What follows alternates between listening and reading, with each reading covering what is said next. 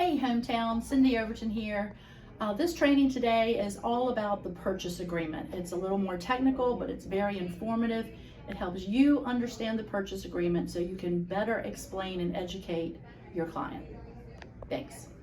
Okay, and I cannot stress enough that you have got to know the contract. If you come up with any problem in any deal, the first thing your manager is going to ask you is, let me see the contract, because what's on the paper is what counts, not what you've talked about, not what you thought you understood, it's what's on the paper. Another word of caution, as we're kind of spreading our markets out, you might receive contracts if you're a listing agent that are from a different MLS and they look different. You've got to read it. You've got to read every paragraph. There are certain differences between our contract, that things that we do get in our head as though this is standard, and ones that come in from other MLS areas might be different.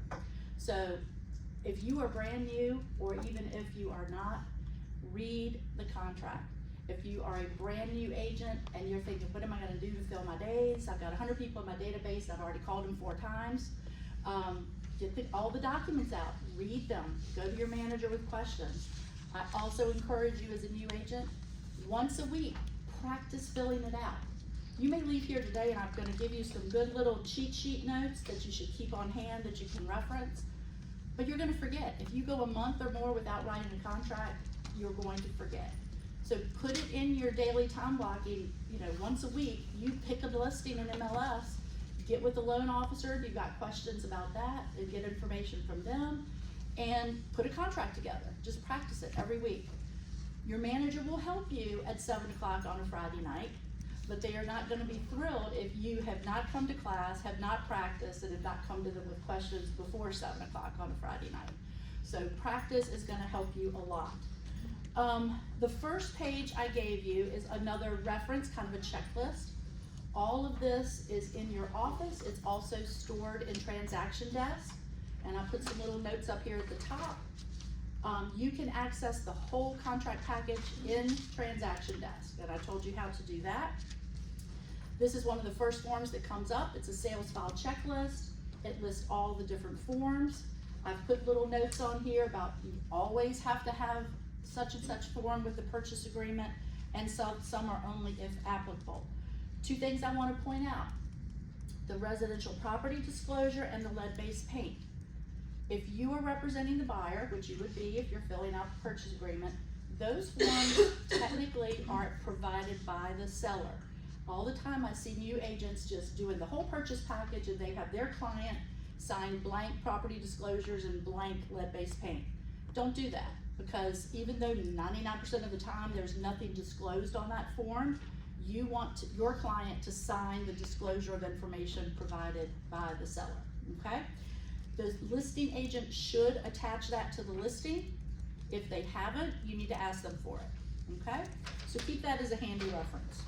The next page, I believe Blakely Smith developed this for our team. We call it our contract checklist. Save this where you can access it, because we like to think of the purchase agreement as a fill-in-the-blank document, and on one hand it is, but those blanks mean a lot, and you need to understand how they all fit together. However, thank you. This checklist has all the blanks that need to be filled in. If you gather all these pieces of information, you have everything you need to know to complete the contract. I don't know about you guys, I got a little, used to writing contracts, and you're standing there in the yard with your client and you're going, okay, what do you want to do on inspection? What do you want to do on appraisal? What do you want to do on this? And you're kind of going through your mental checklist, and then you get back to your computer and you're like, oh crap. Oh, grab a handout as y'all come in, please. I didn't ask them this. And then so you text them real quick, and then 10 minutes later you're like, oh crap, I didn't ask them that. Makes you look less professional and less organized. So even though you will get used to kind of the basic things, if you just make this a part of your practice and filling this out, it'll save you a lot of having to go back and forth with your client. Alrighty, so now let's just go into the contract. Couple of general statements before we get started. I've already hammered home, you've gotta read it. You've also gotta make sure your client reads it. Right at the top, and everybody always skips past it, but it's a legally binding document. Do not use AuthentiSign and just fill in the blanks, send it off to your client and have them sign it. I use AuthentiSign all the time. I mean, it's a great tool, you need to use that, but you still have the duty to explain this to your client. So you can use AuthentiSign, you can be on the phone, they can be on their phone at their house, and you can read through it. Better yet, during your buyer presentation meetings, give them a blank contract then. Go over it, answer the questions, get them comfortable with the contract, so when it does come time on that Friday at 7 o'clock and you're trying to beat the 10 other offers that might be coming in, they are comfortable, you can get it done quicker. But no matter when you do it, your client has to have you explain the contract to them. Okay, with that being said, the goal of today, and I'm not gonna hit every paragraph for time's sake, but the goal of today, all the little printing I have on here, is kind of like a cheat sheet. It gives you some general conditions that we use, little hints about what goes there, and it's to help you explain it to your client so that you can go through each paragraph and say paragraph 1 is this, paragraph 2 is this. So you need to get comfortable explaining it. So we've talked about it being legally binding. We've talked about, let's make sure you get all the owners to sign. I know that issue comes up sometimes. Real property. Clearly identify, if you are ever in doubt, I'm sorry, I take that back, I'm jumping ahead of myself. That should autofill for you from the tax record or from MLS, but make sure, especially with new construction, sometimes we see confusion, make sure you've got the right tax ID. If more than one parcel is being sold, make sure both parcels are listed here. We see that mistake happen a lot. Everybody knows both parcels are being sold together, but they don't put both of them on here. Personal property. We all know the general rule, if it's attached, it's gonna convey. But if there's ever any question, because I cannot tell you, I can't remember every little thing that's written out here. I mean, they list a bunch of things here. So if there's ever a question, put it in. Don't take the listing agent at their word that, oh yeah, they're gonna leave that or whatever. Things that are often confusing are the TVs and the mounts. You know, people think the TV's on the wall, it's gonna stay. Oh no, the mount will stay, but the TV you gotta ask for if you want that, okay? My loan officers can speak up. I've been taught that you would prefer a bill of sale for personal property. Is that still correct? Yes. Yeah, we actually had a discussion about that earlier today. Okay. Because we get underwriters who will question that kind of information, and same thing applies, you know, is it attached to the house? We don't want to finance a bunch of personal property. Right. Our loan is for the house itself. Right. So now I've been told it's mainly for government loans, but would you prefer it for all loans? typically, yes, because Okay. you may get the same criteria. Same criteria. An underwriter starts questioning, well, is that a fixture of the house, and Okay. that kind of thing, so. All right, so for your personal property, don't even fill in this paragraph, use a separate bill of sale, how about that? Okay? Paragraph 3 talks about different addenda that you may have to attach. Paragraph 4 is your purchase price and your financing. You will need to work hand in hand with your loan officer on this paragraph. They should have given you a pre-approval letter, and it should have some basic information. But Abby and I had a client, Abby Quinn, remember her? Literally every weekend, I'm on the phone with Abby, all right, we're gonna have to offer X, so how much can she cover on appraisal? How much, you know, we were juggling the numbers sometimes by $1,500, $2,000 weekend to weekend, trying to get the most favorable offer together for our client. But your loan officer is your resource for this paragraph. They're gonna tell you what kind of loan, they're gonna tell you how much. You know, we're not seeing a lot of closing costs, but I am seeing more. I'm seeing a few more contracts come through my office that have closing costs on them. And sometimes it's just for a financing purpose, like they've still had to bid the house up, but they're able to ask for some closing costs. With that number, the comment that says be close to reality, if you are in a situation where you're asking for closing costs, you need to talk to the lender and say, well, how much can we ask for? Does you no good to ask for $12,000 if all they can give you is $8,000 to meet the constraints of the loan, and then you've left money on the table. So you will work hand in hand with your lender to get all of this done. just one mention of the line that says this sale is not subject to financing, purchaser shall pay cash. If it's cash, verify it, get a proof of funds, all right? And there's lots of gray areas, like you talk to your client, they say, oh yeah, it's cash, and then you find out whether they're getting Uncle Joe's cash, or they're getting a hard money loan that because it's not a mortgage, they say, well yeah, it's cash, I'm not going through the mortgage loan process. You need to ask more questions and you need to see a proof of funds. And if it is not liquid and accessible and theirs, Uncle Joe could get mad at them before closing and they don't have the funds. So you need to make sure you have verified those funds and understand that it's theirs and easily accessible. Yes, sir. I hate to add one thing. We've had 2 cases where people got verification of funds, but it really didn't have the buyer's name on it. And it wasn't their account. You know, people block that stuff off and black it out and stuff like that. So you need to talk to your manager if you get something that looks goofy, because we've had 2 and they've been really good agents at our company that, you know, cause a lot of people block stuff out, just line it out. And we had 2 big problems, and both of them were good agents that believe supposedly nice people, and it wasn't their accounts. Right, so yeah, the name needs to be on there.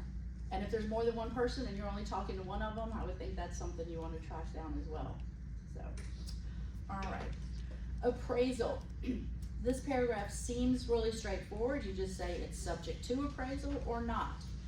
Now, a lender is always going to request an appraisal. I say always. We've seen some variation there. People putting a lot of money down or that kind of thing. Is that usually the main exception? It depends. Okay. I think it's really a data aggregation. If there's properties that are bought and sold frequently in a smaller area, it's Then an they feel- easier metric to Right. try to understand and, Right. and get a property inspection waiver. Don't have to get an appraisal. Okay, okay. So typically it is or it's not. Typically if you're getting a loan, you're gonna need, the appraisal's gonna be done. Now just because the appraisal's being done, if your client is in a situation that they can cover any and all appraisal variances, then it's not necessarily subject to appraisal. Again, this is where you gotta talk to your loan officer and have a good understanding of your client's cash and understand with your client what they're comfortable with, all right? We've had other classes that have had the different clauses that you can put in about the amount of appraisal variance you're covering or that kind of thing. Don't ever just put it's not subject to if you don't have a good handle on how much cash they've got. Because if that thing comes in, because you may think, oh, it's gonna appraise, and you're thinking, well, even if it's 10 off, we've got it. Well, suppose it comes in 20 off. I mean, we don't see that a lot, but you've gotta have a better handle on it. Also, the appraisal has to be ordered within 15 days of ratification. Our lenders usually do a really good job of staying on top of that, but that is one deadline that needs to be followed. That second paragraph there goes into what happens if it doesn't appraise, what your options are. That is one area where let's say it comes under and the buyer can't make up the difference. If you can't work it out, if the seller won't come down, the buyer doesn't have any more cash, they can be released from the contract at that point, but you don't want that to happen. Financing. Deadline there is they have to make written application within 7 days of ratification. That's almost a non-entity right now because they've pretty much applied by the time they're pre-approved. All right. Wire fraud. This is just a reminder. That's why you explain it to your client. This is just a reminder that this scam exists. And once you have been contacted by your closing attorney, if you get any other form of contact about changing the wiring instructions, ignore it until you've called the closing attorney and verified. Unfortunately, it's still happening to people where they just lose tons of money. All right, the deposit. I don't like that our contract says the deposit can be in check, cash, or other. We don't want cash. Your lender doesn't want cash. We don't want to take care of it. They can't verify it. So it should be a check, and I know a lot of folks don't have checking accounts or they never bring them with them. Todd, Lisa's working on that deposit link. It's gonna be like July 1. Correct. Is kind of the goal we're going for, where you'll be able to make electronic deposits. I don't know a whole lot about it yet, but that will be an option. So when you're filling this out, if they've got their checkbook with you and they're giving you a check in hand, you can mark they've paid the deposit.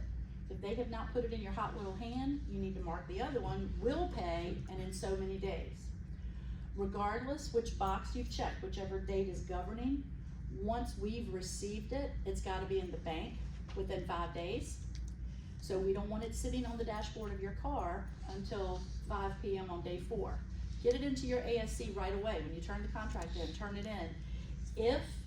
If we're gonna get it in 3 days, it's on you to follow up, make sure it comes in.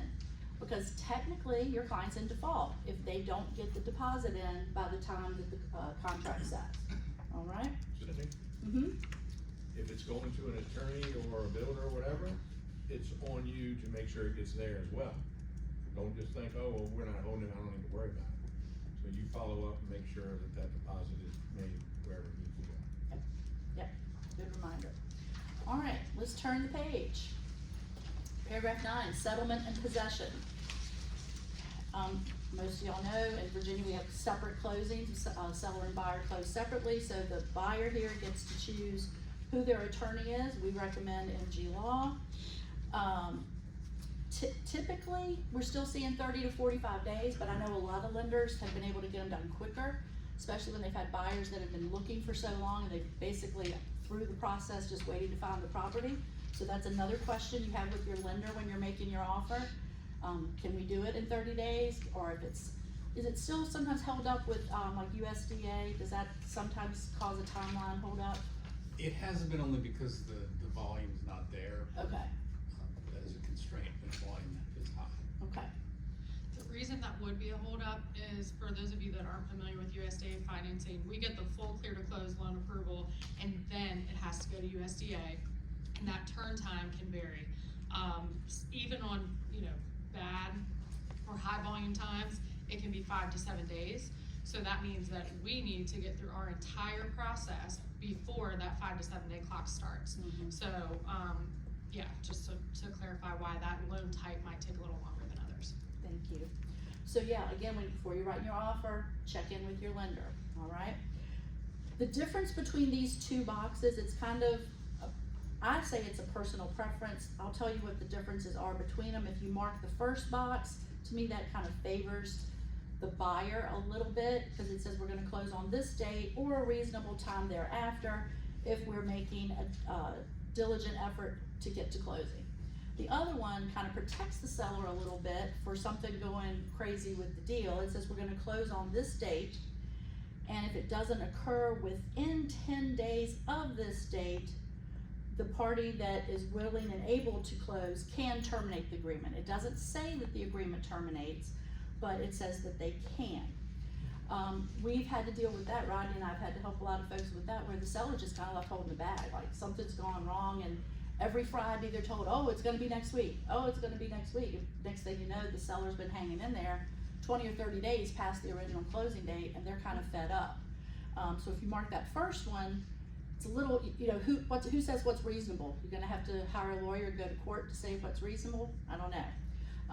Rodney, do you have any recommendations there on which one you prefer to use? I mean, I prefer the first one because I like to keep everybody in the deal. Yeah. Yeah, that's the one I typically use But as well. if you're using a attorney to do your closing, you get in that situation, then you can have them send a nice threatening letter. Said if you don't close by this time, then we're gonna terminate or whatever, but just don't let it drag on forever. Right. But that's when it helps to have an attorney on your side doing the closing. Yeah, well, for anything, any problem that comes up, it's very helpful, so that's a good point. This next little thing I highlighted, possession of the property will be given at settlement unless otherwise agreed. That sounds kind of straightforward, and I know we all have the rent backs and all that stuff, but this is actually, we had an agent, her client did not understand the real world at all, and literally once he wrote the contract, he went over to the house and was trying to get in, like he thought it was his house. So make sure your client understands you won't get the house until we've closed on it. And like I said, then we've got the whole rent back and possession by seller and all that. It's a whole different scenario. Paragraph 10, you just say that's just a clear statement. Purchaser intends to occupy or not occupy. And that's important for our lenders. They need to know how the property's being used. Paragraph 11, residential property disclosure. You mark whether it is or isn't subject to it. As I said on your front checklist, all resales are subject to it. Land is not, foreclosures are not.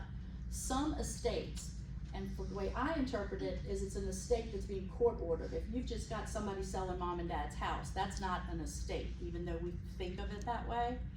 So the resale property act would still apply. I know we all get kind of sloppy and lazy with that, because who has ever received a residential property disclosure that had something on it disclosed? Anybody? I actually had to put it on one of my listings. A guy was selling a rental property, and he said the upstairs HVAC isn't working and I'm not fixing it. So we just wrote that on the top of the residential property disclosure so everybody saw it. And that's why we get lackadaisical about it. 99.9% of the time there is nothing written on that form, because all the seller has to say is, to the best of our knowledge, our house meets code and is in decent working condition. It doesn't have a problem with a major system. Everything else is on the buyer to evaluate. So people get sloppy about it. But technically, if the buyer is not, and that's why I say get the one from the seller that your buyer signs, if they are not provided that form, the only option the buyer has is to walk from the deal. And they can do that right up until closing. So if you've got a client who's gotten cold feet, they've just changed their mind, they saw something better come on the market, if you haven't done that property disclosure, they can legally say we want out of the deal because you didn't give it to us, right up until closing. So it's a very important form. And the way I explain that form to my clients, depending on whether it's seller or buyer, the one-page form is the required disclosure. The 3-page summary of rights backs that up. And those are all the things that buyers often think, well, why didn't the seller tell me this? And by law in Virginia, they don't have to. So if you are representing a buyer, you need to make sure they've read that summary of rights and they understand it. That's another one we get lackadaisical about, because we're like, oh, it doesn't matter. The big problems I see are on restricted covenants, flood insurance. Those are probably the two that I see cause problems the most. The buyer's excited, they make their offer, they sign everything, then they find out they have to get flood insurance on the property, and they're like, well, I didn't know that, and why didn't the seller have to tell me? Well, the seller's not required to. Your lender can tell you, and the reason the seller's not required to be the expert, those maps change, and they can't be expected to keep up with it and be the authority on it. So if we were talking in our persuasive sales training, you've got to ask a lot of questions. If your person needs to work from their home, run a business from their home, make sure that's okay before you go making an offer. That's not a reason to get out of the contract, okay? Like if they need to have equipment on the property, that kind of thing. Anything that is a deal breaker that's listed on that page, that's a deal breaker for your buyer, you need to check it out before you make the offer, okay? So that's why you've got to talk to them, you've got to make sure they read that form. Fair housing disclosure, you just say this is standard legal jargon that's in our contracts. All offers will be presented and considered. Paragraphs 13 and 14 are your HOA properties. The only difference really with 14 is that it's a condo and the documents are called something a little different, but the process is the same.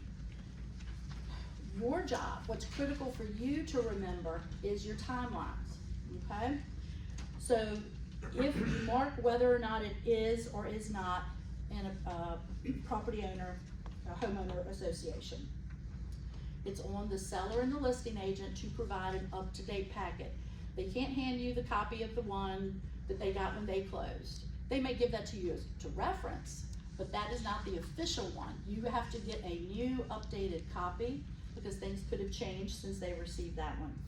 It'll be provided to you, like I said, it'll usually come from the listing agent to the buyer's agent, and then you have to get it to your client. The 3-day right of rescission, because buyers always say, well, can I isn't this a place where I can get out of the contract? I got 3 days to change my mind. And it is. They've got 3 days to review that HOA packet. That clock starts ticking when it hits your inbox. If you're away, it comes in Friday at 5 o'clock, and you don't check your email all weekend, by the time you check it Monday morning, you're on day 3. And if you forget, or maybe your weekend goes into Monday, your client's gonna be very upset because they have missed their deadline for that HOA. So that is your, your responsibility to make sure you pass it on. Document it, you know, this is one of those things, since it is time sensitive, send it by email, send it by AuthentiSign even. You can attach it so that you've got an electronic record of when you got it to them. I'll jump ahead.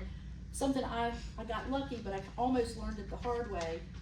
I would get that link and I would just send it on to my client, and I wouldn't look at any of the documents in it. I was like, I don't care what's in there. I don't need to read all that stuff. The associations will do an inspection, and if they find any violations, they're listed on a page in there. It used to not be in the contract, but now it's in paragraph, which one is it in? Find it. Oh, yeah, 15, right, the very next one. If that report comes in and it's got some major violation, like this shed isn't allowed, or something's put on a property line, or whatever it could be, the contract now says your client only has 5 days from getting that to request that the seller address the violation. In my case, I got lucky. It was a mailbox that wasn't painted up to code, and I thought, well, I can go paint a mailbox if I have to. But I hadn't even known that that was there. So at least go to that inspection page, look for violations, and discuss and point those out to your client and say, is this something you're okay with, if they don't do anything about it and you'll take care of it? Or if it's something major, you've got 5 days to address it in writing. So those are the kind of things that you really need to be on top of. I'm still old school when it comes to my paperwork. I do a lot electronically. I store everything electronically, but my brain works by writing things down.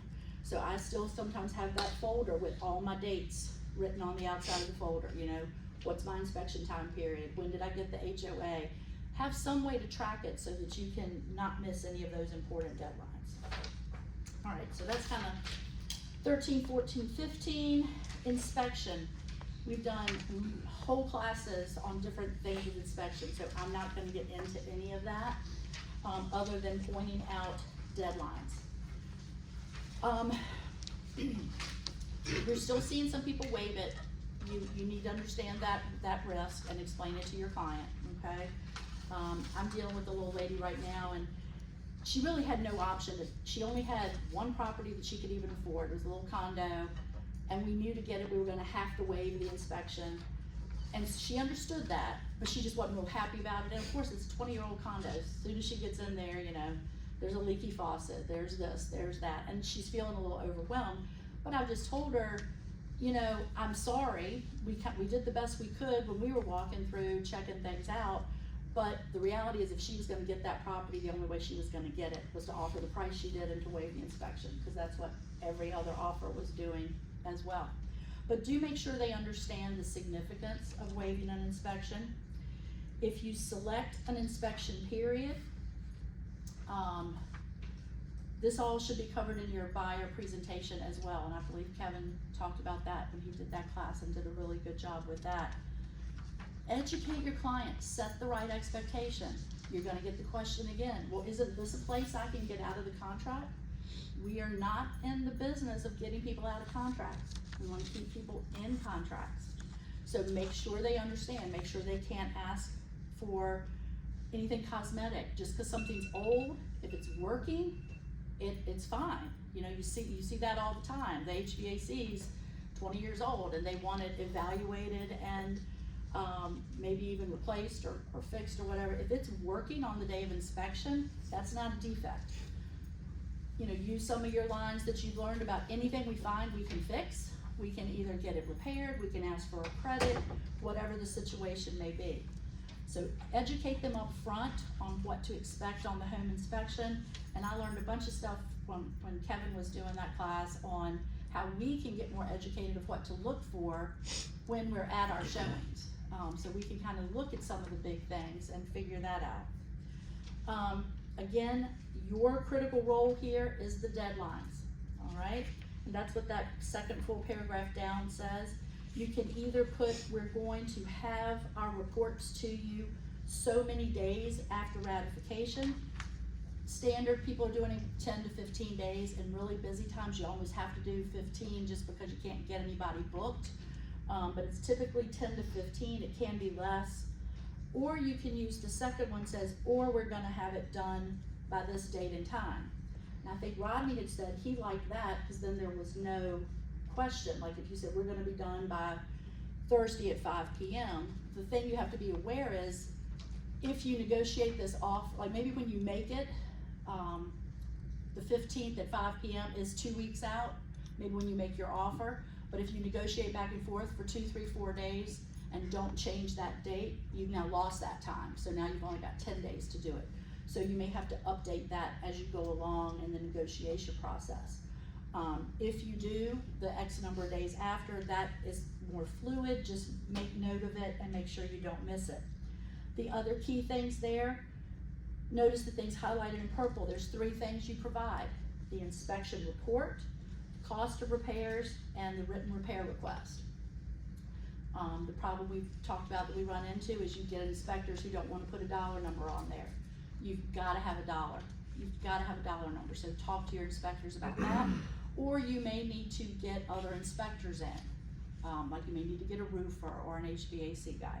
And the full report, not the summary. Yes, the full report. And that's another point. All your inspections, we've all run into the person who they check that they want to do a home inspection, but then after that's done, oh, well, can I do radon, or can I do this, or can I do that? And the answer is no. That inspection period, whatever it is, that is your time to inspect everything. So you need to have those conversations too.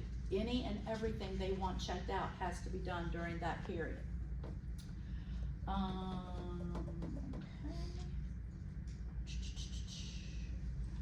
I'm trying to think. Oh, so the deadlines, that's that last paragraph that's highlighted there. So once you turn everything over to the listing agent, those 3 items, that's when the different timelines start. The first one, there's the 7-day negotiation period, and that does say if by 5 p.m. on the 7th day you don't have an agreement, then it's back in the purchaser's court. The purchaser has until 5 p.m.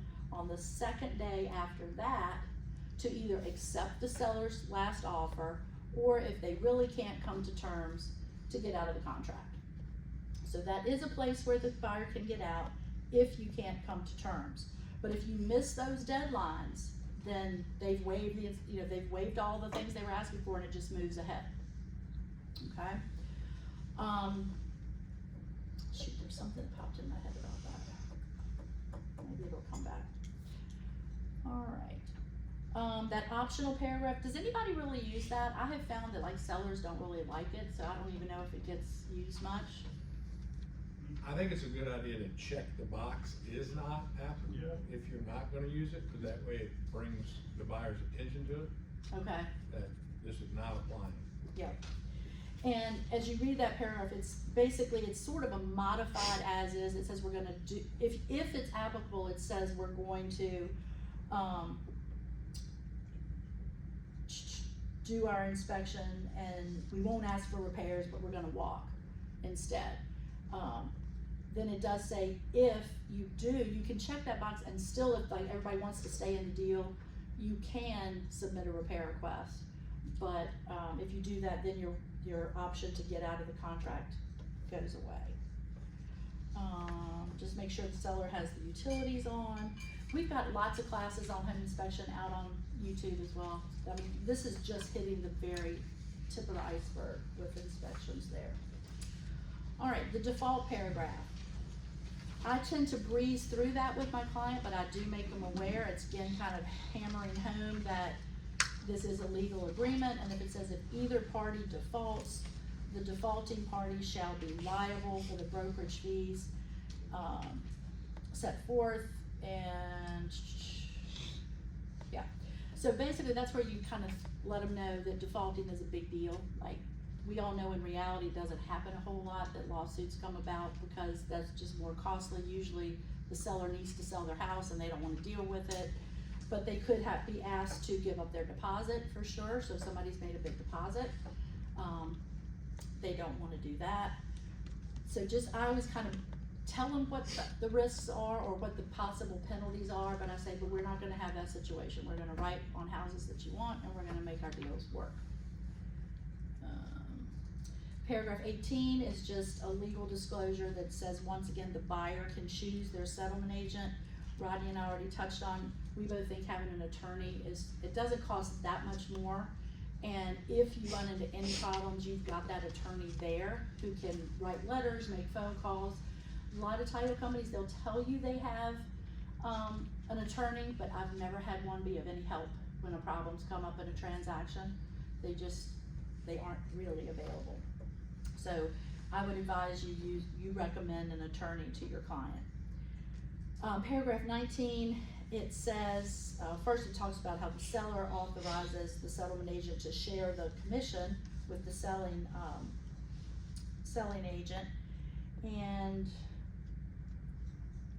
I just added that little commentary. Technically, the commission is not a part of the contract, but we all know that sometimes gets brought into discussions to make deals work. But don't go around giving your money away just to make deals work. Paragraph 20, home warranty. Aren't doing a whole lot with home warranties these days, but I'll kind of tell you the information you need to think about. And you do still have to tell your client about it. Your manager is gonna write you a lovely little principal's note if you have not marked a box here. We need documentation that you've told them about the option for a warranty and that they've either elected to buy it or not. The buyer can buy it themselves if they want. We're not seeing a whole lot of sellers asking for it, of them asking sellers to pay for it. When I started, we told all our sellers, it's $500. The buyer's expecting it, almost everybody's offering it. You might wanna include it as just a bonus so it's not negotiated up front. If the house was in great shape and I knew they weren't running a high risk of having an issue, I said, well, you know what, you can keep that in your back pocket. It can be a negotiating tool. And if they ask for it and you're kind of mentally prepared to give them that, so it's no skin off your nose, but they're thinking they won one of the battles. So, what we're looking for is that you've got documentation that your client was informed and made a choice. Those applications are also out on Instanet. They've got the pricing on the back. Ask someone in your office if you're not on a team. Usually our wonderful transaction coordinators order all that stuff for us, but if you need help, there's somebody in your office that can help you order it. And you are responsible for getting it ordered. I've seen people get all the way to closing and they thought somebody else was doing that. They just marked it in the contract, but that's part of your responsibility. Paragraph 21, related businesses and services, that's just a disclosure, and we have this separate affiliated business form is the documentation for that, but this is just letting them know that we may have other business entities that we work with. Paragraph 22, it's a purchaser disclosure. The purchaser warrants he or she does not have any real or personal property that must be sold and settled prior to the settlement of this agreement, except as disclosed. So that would be if they had to sell their house, or have you also had people had to sell other assets? Cars, things like that. Baseball cards. Oh, baseball cards. Precious coins. So that goes back to really talking to your loan officer and asking questions, making sure they've got the cash and it's not coming from baseball cards, right? Or non-cash either. Yeah.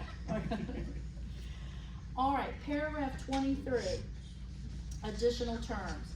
This is where you can write in anything and everything that needs to be added to the contract that is not covered by some of the other paragraphs. I've got some little technical hints there. Make sure it's legible. I hate getting a contract where it's so teeny tiny and I'm like, who's gonna be able to read this if we get into any kind of dispute?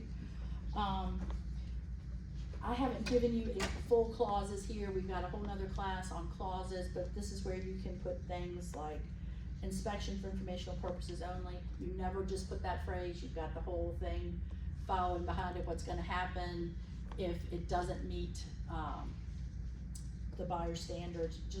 These are just like little prompts of what things may go here. The sale is contingent on the successful settlement of the purchaser's current home. Where none of us are getting too lucky writing just a pure contingent offer anymore, where you're almost, if you're even getting them to consider it, it's probably got a first right with it, so that the seller is not tied to your contract. But occasionally you'll find a circumstance even now, where they're willing to take your contract and wait until the buyer gets their house sold. But if that is the case, make it as explanatory as you can. Let the seller know it's on the market, or it's gonna be on the market, or it's through inspection and appraisal, whatever the status is of your situation. I've seen things like seller to professionally clean the home.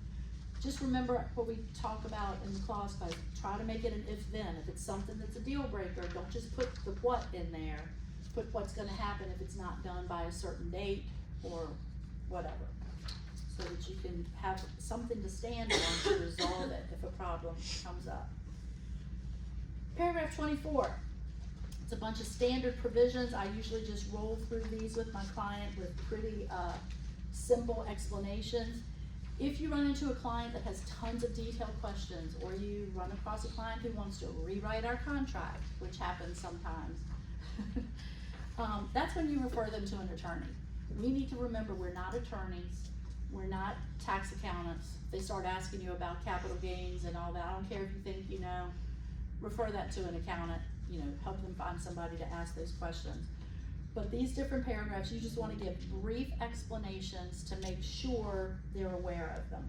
The first one is expense prorations, and you say certain things are prorated based on the time of closing. It could be taxes, it could be HOA, and definitely for your buyers, make sure they're aware about the fuel. That is in the contract. It talks about natural fuel or propane. We've had situations where a little young agent from another company called our experienced agent and said, we just got the closing stuff and it's got $500 on here for oil. Well, she doesn't want that. Can't they just take that out, or can't they keep that? And we're like, well, no, sir. It's right there in the contract and it's in the tank, so it's yours. And for a buyer who's really tight on cash, an extra $500 they weren't expecting at the last minute could be a problem. So make sure they're aware of that. Paragraph B is on title. The seller's one real responsibility is to convey a clear title on the property. Trying to find the deadline in there because they changed this. If a title defect comes up, this is one place where the contract is extended for up to 30 days and both parties have to stay in the deal. If they find a title issue that can be cured, corrected, they have to give the seller 30 days to do that. We have seen cases where they've gotten into a situation and everybody's saying there is no way this will be done in 30 days. We found a major hiccup. Then both parties can release each other from the contract. But by contract, the seller has 30 days to correct a title issue that's found. Paragraph C, land use assessment. This is referring to rollback taxes. Typically you see it if farmland that's been taxed at a lower rate is being sold for a different use, and our contract says that the seller is responsible for them. This is one of those items, I think it's the Northern Virginia contract. There's one of them that it can be negotiated who's paying the taxes, and there's boxes to mark whether the seller's paying or the buyer's paying, or you can even prorate it or whatever. But our contract says the seller's responsible for that. The risk of loss paragraph is talking about insurance, protecting the property. The seller is required to keep insurance on it up until settlement, and of course the buyer has to have it before they can close on the property. Equipment condition and inspection. The seller is going to convey the property in the same condition it was in when you made your offer. So that's why when you do your walkthrough, you're making sure they haven't taken something down that was supposed to be left. I had a bunch of speakers taken out of the house one time, and the listing agent was running around on closing day getting new speakers put back in the house. We've heard all kinds of weird stories. The weirdest one was somebody told me years ago, they got there and the hot water heater was gone. Somebody just decided to take the hot water heater with them. But you want to make sure it's in the same condition, that they haven't punched holes in the wall when they were moving out furniture. And it also says the seller agrees to deliver the property in broom clean condition. That's a really wide open term, and you will get lots of yeah, you get lots of variations there. Grass cutting should be included in that, especially this time of year. They shouldn't leave the grass 3 feet tall. I think one of the first things Skylar helped me with, I had somebody move out and they left a bunch of crap on the patio. It was stuff I couldn't lift, and I'm like, Skylar, come help me lift all this stuff. I also had a seller that, because he was selling a rental property and his tenants over the years had left the attic full of junk, he thought it wasn't his job to deal with. So morning of closing, I'm calling up, hiring 3 teenage boys and saying, get over here and unload this attic for me. So that's why you do walkthroughs. You set the expectation up front with when you're talking to the seller, but you do want to make sure the house is in the same condition and that it's been left reasonably clean. And we've all had to do it. I've paid for grass cutting, you know, to just let everything move forward to closing, because once your buyer closes, they're really done. I mean, the seller may be nice and come back 2 days later and cut the grass, but you have no legal leg to stand on. Once they sign at closing, anything they were waiting to have done, they have no legal standing anymore. So if something's not repaired properly, if repairs haven't been done the way you want them, or they're not done properly, you tell your buyer, I've had to do this too, say, well, your only option is to not close today. If you are not satisfied with this, your options are take it as it is, and we'll try to get it worked out later with no guarantees. You're basically taking it the way it is today, or we delay closing. So make sure you understand that. Paragraph F, G, and H all kind of work together. Paragraph F is documenting what type of water and sewer service is at the property. Your MLS is supposed to be your reference source for that. The listing agent is supposed to have done their due diligence. That's why part of our listing requirement is we have your clients fill out that form. We call it the underground storage tank form, and we ask on there, is it public water, is it public sewer, and the client marks yes, no, whatever. So make sure you fill that out and confirm that here, because we've seen things get to closing and people thought it was one and it was something else. So that's important that you check which type. One question that comes up is the community wells, and I've seen that done all kinds of ways. I think the clearest way is just to add into the contract that it's a community well so that everybody knows it, because some of them are almost like public, but some of them aren't. So just make sure you've actually marked what is happening at the property. This is one of the things, the well and septic inspections and the termite inspections by our contract are the expense of the seller. And the seller is, that's at the bottom of the page, the seller is going to furnish an inspection certificate that cannot be dated more than 30 days from closing. That's usually not an issue for us now. Sometimes you had 60-day closings and you had to make sure you got everything timed properly. On the next page, you check if there is a septic tank, you check which inspections you want done. Now, of course, as the buyer, you want most inspections done as you can. You want the visual inspection, and you want the contents pumped and inspecting the distribution box and all tanks. We're seeing we don't have as much new construction available as we would like. We've got a lot of old houses still being sold. We've had more probably septic tank issues come up in the last few years than ever, I think. We're seeing a lot more failed tanks. So as the buyer, you want the most inspections done, but this is kind of a negotiation. The seller may come back with, oh, well, we just pumped it a month ago, and maybe they can provide you documentation of that, but that's a negotiation as to how much is done. Paragraph G is talking about the termite. Seller's gonna do that. That has to be within 30 days as well. And paragraph H applies to both of those. The default in our contract is the seller is responsible for the first $1,000 of any repairs or treatment that need to be done related to the septic or the termite. So there again, that repair limit blank, if you know you're writing on an old house and there's a good chance there's a septic problem, you can try putting a higher number in there. You could try to say, Mr. Seller, we're gonna want you to be responsible for $4,000. In this market where things are so competitive, I don't know if they would accept it, but you're at least kind of getting one of the potential battles maybe out of the way up front, that we all acknowledge it might need some septic work, and this is the way we would like to approach it. So those three paragraphs kind of go hand in hand. Paragraph I is just another reminder that for VA and FHA loans, the house must appraise for the purchase price. Paragraph J is the mechanic's lien disclosure. This is, it's a universal across the country, that anybody who's worked on the property and didn't get paid for their work, they have 90 days from when they did the work to file a lien against the property. So where this might come up is, let's say you have actually had repairs done on the home inspection. So what you tell your buyer, the way we protect you, you're gonna have a title search done that will find any outstanding liens. And also, if we have repairs done, we're gonna either get copies of paid receipts, or we're gonna have those receipts paid at closing, so we know everybody's been paid for the work they've done. But that's just a standard warning there. Next page, paragraph K, non-binding mediation.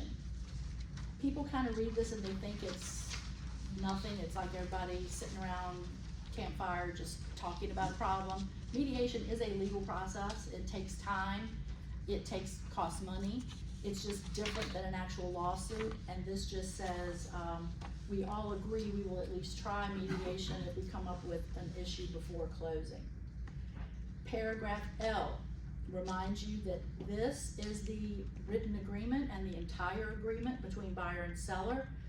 Nothing verbal. Like I said, I don't care if they say, oh yeah, they're gonna leave that, or they're gonna do this or that or the other. If it is not written on the paper, you and your client do not have a leg to stand on. It talks about a day meaning a calendar day.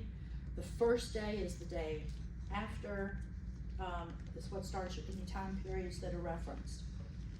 The seller is representing in paragraph 25 that all people who own the property are signing and are represented here.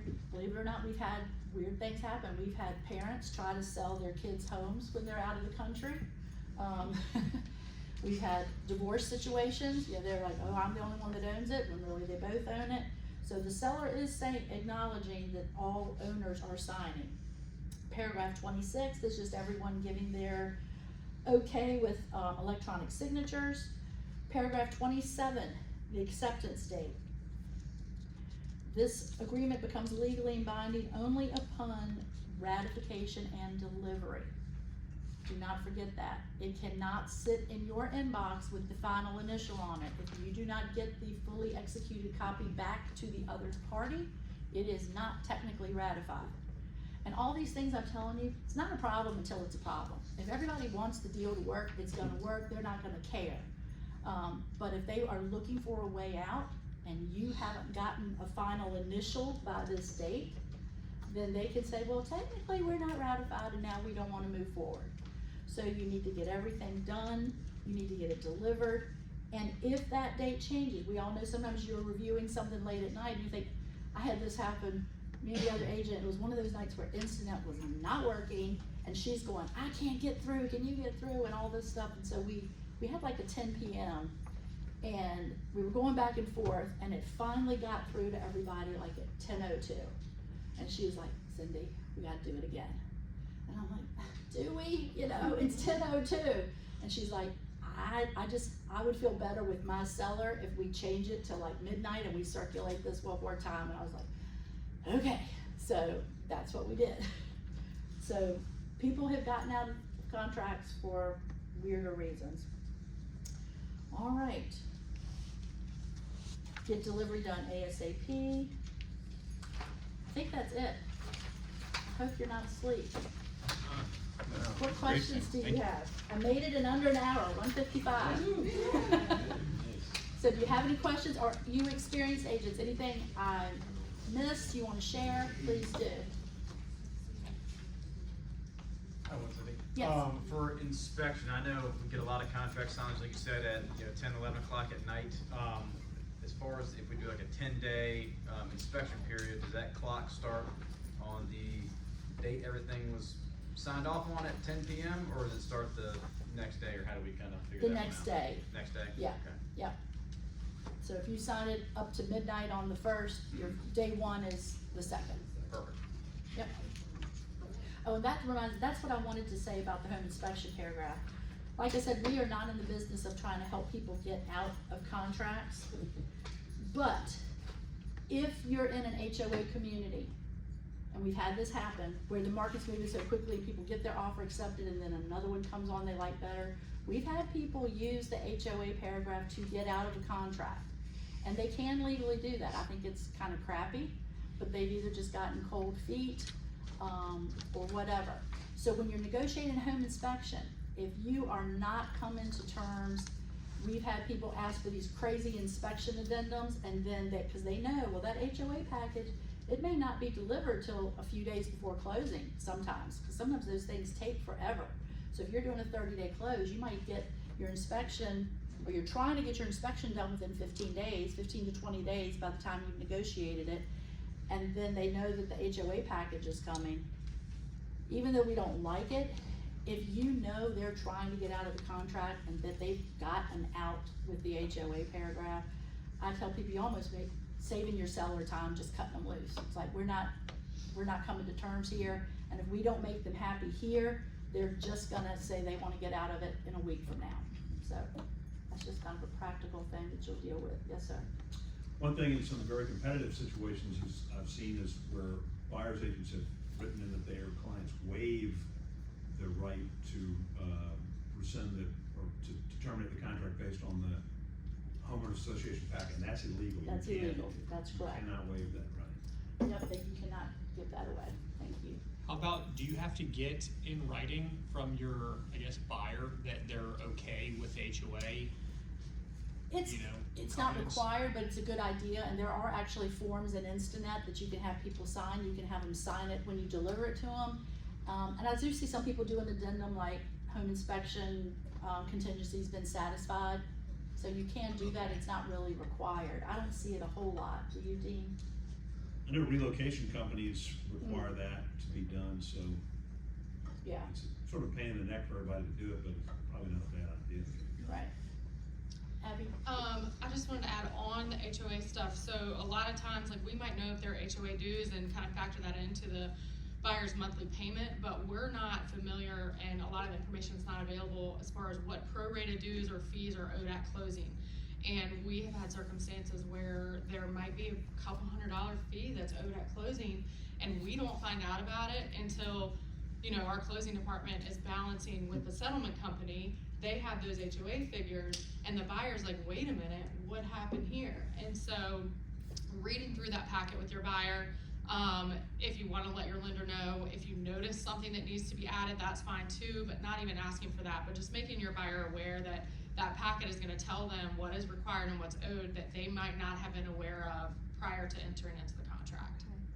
Do you all, as lenders and underwriters, get anything from the HOA stuff? Do you get that summary page or anything?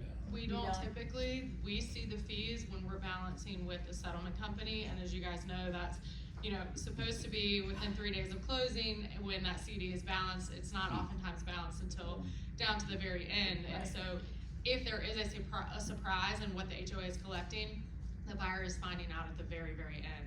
And that's something that should be and is in that HOA packet Yeah. that they receive. Yeah, okay. Yeah, sometimes those one-time upfront fees are pretty big. Yes, yeah. What we just had was $1,000. Yeah, Yeah. there's been, Kyle and I had one a couple years ago that it was, you know, buyers getting 100% financing, closing costs covered, all that stuff, and this fee, you know, at the end is, you know, it's not a fee that anyone involved in the party is, or involved in the transaction is really anticipating that it would be so high, but it is in that HOA packet and the buyer needs to review it. Okay, that's a good point. Anything else? I was just saying, that should be listed on MLS, but also remember, obviously, deemed reliable but not guaranteed, so Right. obviously good to check. Yeah, A lot whenever, of times, what's in MLS is just that monthly the portion. monthly. Yeah. There is a spot for the one time. There is a spot, but I don't. sometimes, Sometimes it's not exactly. done. So, Yeah, just whenever good I to go check. to list a property, I know what my sellers told me, but I always look at all the other houses in the neighborhood, and I'm amazed at how different Oh, they are. Yeah. I'm like, oh, okay, well, it's between this and this. In the last 60 days. Yeah, yeah. Which one's for you? So like I said, we have lots out on Hometown University on YouTube. Your manager would love to schedule a time, sit down, practice, filling out a contract, bring it in with all your questions, go through it. I'm available, anybody can give me a call, all the managers are willing to help, and that's all I got. Thank you.